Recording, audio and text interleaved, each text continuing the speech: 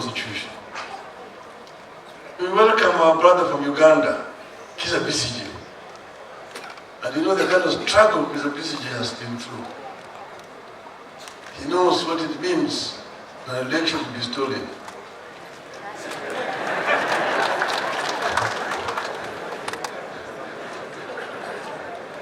I sympathize with him as he sympathizes with me also.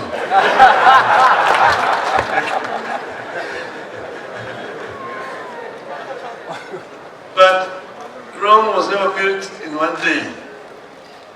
The struggle for democratization is an ongoing process, and we should never give up this struggle to make our country better, to ensure that elections have meaning, that the votes will be counted as they have been cast, and the correct results will be announced. They have been through this before. He himself is a victim, as we are victims, but he must continue to move on. Naheshimu protocol yote. Mungu ni mwema wakati wote. Ndiyo hali yake, mpigie makofi basi.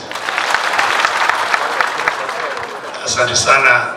Tulikuja hapa na wenzangu kuungana na nyinyi wote kumshukuru Mungu. Huko kwetu kulikuwa komo kwa miaka viongozi wanawezi kugombania uongozi tena. Ilikuwa ni miaka 45. Hivi karibu wakati kiongozi wetu ilifika akasema iondolewe. Na ikaondolewa, haipo tena kwa katiba. Lakini alisahau kwamba kuna komo iliyowekwa na Biblia. Na Biblia haiwezi kubadilishwa, ambaye tumefanya kazi pamoja kwa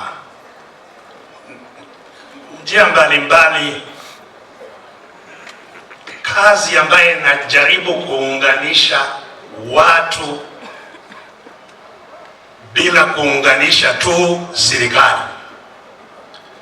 Kuna jumuiya ya Afrika Mashariki ambaye zaidi naunganisha serikali, viongozi wa serikali, wasio watu wa nchi zetu, watu wa kawaida. Ninakaa hapa Uganda, lakini nilikuwa sijawahi kufika hizi eneo zote. Leo nimekuja kama mtalii na naangalia, sijui. Na hiyo ndiyo lazima tujaribu kujenga, kuwa mtu mmoja. Watu wa Uganda na watu wa Kenya ni mtu mmoja. Nilikuja na huyu mheshimiwa Wafula Gutu, ni Samia wa Uganda, lakini na ndugu zake wengi ambao ni wa Kenya. Kwa hivyo sisi ni watu mmoja, sisi ni mtu mmoja. Uganda wa Kenya ni mtu mmoja, na nadhani tutumie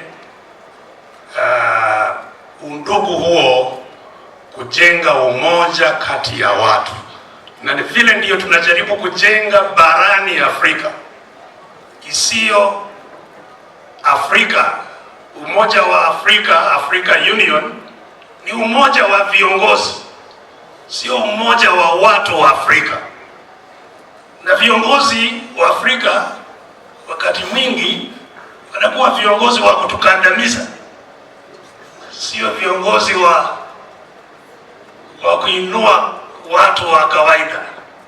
Hivyo basi, watu wa kawaida tuungane sisi pamoja, tujenge umoja wetu, sio umoja wa viongozi. Na ndiyo sababu niko hapa, tuendelee kujenga umoja huo.